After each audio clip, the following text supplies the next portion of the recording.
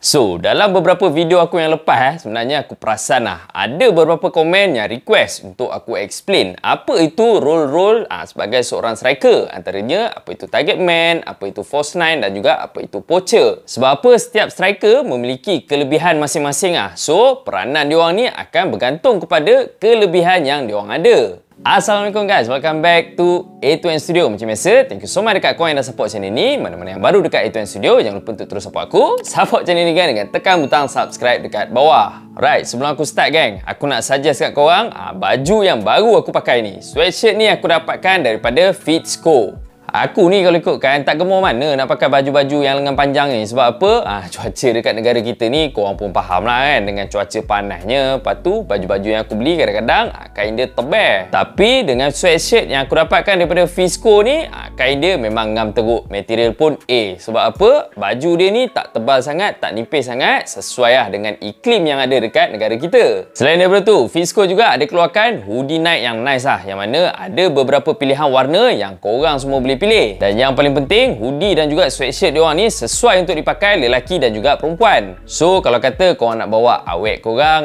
jogging-jogging zaman-zaman PKP ni kan, nak ajak tengok bola tak boleh, jogging je mampu. Sesuai lah kalau kata korang nak hadiahkan diorang hoodie ataupun sweatshirt yang aku pakai ni. So, kalau kata korang berminat untuk dapatkan hoodie ataupun sweatshirt daripada Fitsco ni, link untuk pembelian dekat Shopee dan juga Instagram diorang aku akan share dekat bahagian description nanti. Make sure korang semua check it out. Okay, settle pasal sweatshirt yang mantul gila daripada Fitsco ni Aku nak cerita dulu tentang apa itu sebenarnya role number 9 dalam sesebuah pasukan bola sepak. Sebenarnya kalau nak ikutkan role number 9 ni terbahagi kepada dua, which is classic number 9 dan juga modern number 9. Untuk sesebuah pasukan yang memiliki seorang penyerang sebagai classic number 9 ni, sebenarnya tim tu ada seorang penyerang tulen dalam bahasa mudah dia. Tak kisahlah striker tu boleh bermain sebagai seorang target man ke atau sekadar seorang goal poacher yang mana memang tajam teruk di hadapan gol.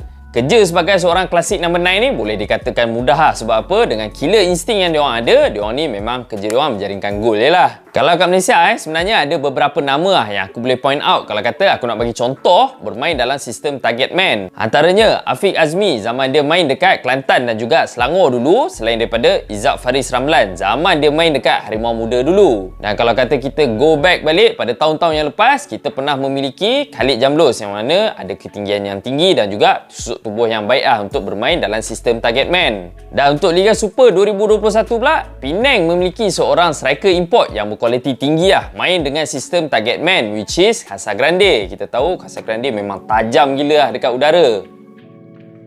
Selain daripada tu, untuk striker yang berperanan sebagai seorang goal poacher pula, aku boleh bagi beberapa nama untuk player lokal. Antaranya Hairudin Omar dan juga Safiz Ali zaman prime diorang. Selain daripada Juan Martin Lucero, striker import JDT dulu. Sebab apa? Kita tahu player-player ni bukanlah seorang player yang skillful, tapi diorang ni memang tajam depan gol. So, kalau kata diorang dapat bola yang baik, memang boleh kata 100% gol lah. Dan pasukan-pasukan yang memiliki klasik number 9 ni sebenarnya ada kelebihan yang besar. Sebab apa? Diorang ada striker tulen yang mana diorang mudah untuk mencetak gol. Tapi masalahnya bila kau memiliki seorang klasik number 9 ni, sebenarnya klasik number 9 sangat-sangat bergantung kepada servis-servis daripada rakan sepasukan. So kalau kata tak ada ball supply daripada winger ataupun midfielder, susah untuk klasik number 9 ni mencetak gol.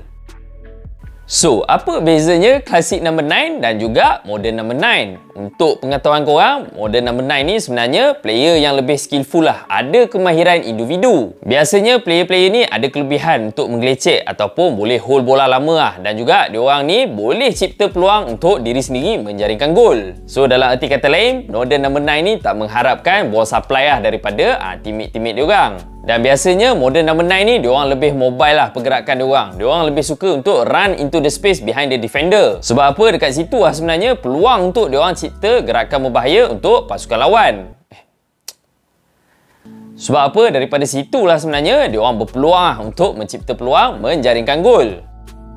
So, dekat Liga Malaysia ni, aku boleh bagi contoh beberapa nama. Antaranya Mat Yo, Hazwan Bakri dan juga Rozaimi Abdul Rahman zaman dia orang prime dulu. Sebab apa? Player-player yang aku sebut ni memang skillful. Kau tengok Mat Yo, boleh main dekat corner flag, boleh cipta gerakan dan juga peluang untuk diri sendiri dan juga rakan sepasukan menjaringkan gol.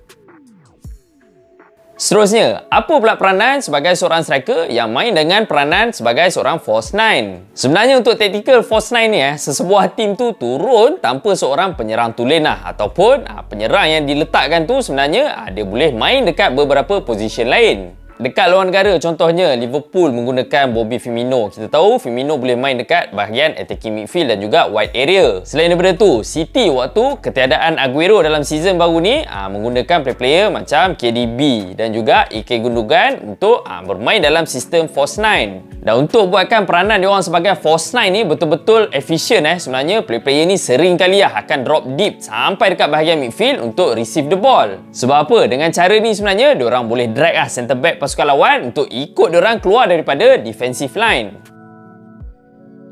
Tapi untuk buat benda ni bukan mudah. Sebab apa? Sebagai seorang striker yang main dengan role false nine kau perlu ada ability untuk pegang bola dengan lama dan juga bijak untuk timing. Macam mana untuk drag centre back pasukan lawan keluar daripada defensive line diorang. Sebab apa? Apabila seseorang striker yang berperanan sebagai false nine kerap untuk drop deep sampai dekat bahagian midfield centre back pasukan lawan ada dua option. Yang pertama, sama ada dia nak ikut player tu, tak nak bagi dia selesa untuk receive the ball dekat bahagian midfield dan tinggalkan partner centre back dia dengan space yang besar dekat bahagian belakang, yang mana player-player lawan dekat bahagian wide area ni boleh exploit ruang yang dia tinggalkan tu. Ataupun yang keduanya, dia nak biar je striker lawan tu pergi drop dekat bahagian midfield, dia jaga dia punya defensive line, tapi benda ni akan create overload dekat bahagian midfield, seterusnya akan menyebabkan situasi yang lebih berbahaya untuk defensive line diorang. So dekat sini peranan seorang center defensive midfield yang bagus sangat-sangat diperlukan untuk protect back four diorang. Sebab apa? Center defensive midfield ni perlu fikir sama ada dia yang akan ikut player tu sampai dekat bahagian midfield ataupun dia yang akan cover space yang ditinggalkan oleh center back tersebut.